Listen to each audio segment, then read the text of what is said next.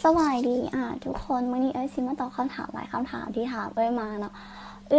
ซื้อจิมมี่เด้อนี่ก็ได้อายุ19 ปีเฮียนปี 3แล้วเด้อยังโสดเด้ออันนี้ตืมให้โอเคบ๊ายบายเฮ้ยมึงนั่นแหละ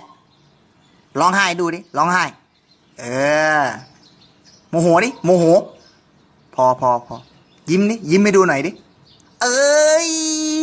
น่ารักไอ้สา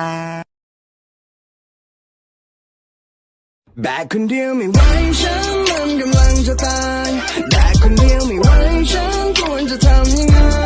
แบกคนเดียวไม่ไหวรักที่มันพังทลายต้องทนให้ไหวไม่ให้เธอไปแค่ฉันยังอยาก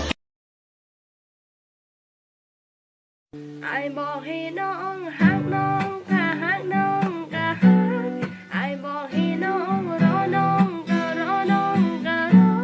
ให้ถ้าอีกโดนผ่านได้ไอ้จังสิบอหรือว่าให้น้องรอ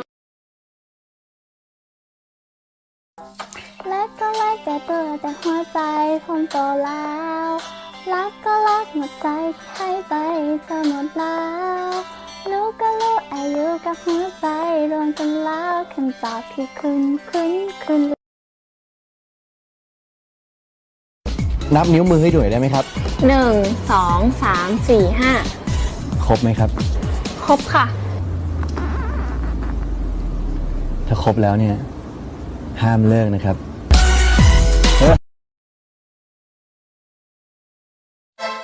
เธอน่ารักเกินกว่าใครที่ห้ามใจเธอสดใสเกินกว่าใจจะควบคุมแค่เธอยิ้มทำให้ใครว้าวุ่นรู้ไหมเธอชอบที่เธอไม่ติดสวยชอบที่เธอไม่ติดรู้ไว้คิดอะไรก็ได้สบายเป็นคนง่าย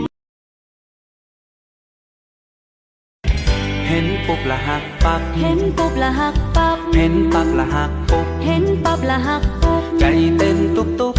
ใจเต้นตึกตักย้อนหักเจ้าลายลงเดี๋ยวให้เจ้าบ่าวพูดถึงเจ้าสาวนิดนึงนะคะ ครับผู้หญิงคนนี้ก็ผมรอมาทั้งชีวิตรอมันแต่งหน้ารอมันช้อปปิ้งกว่ามันจะเลือกชุดเสร็จ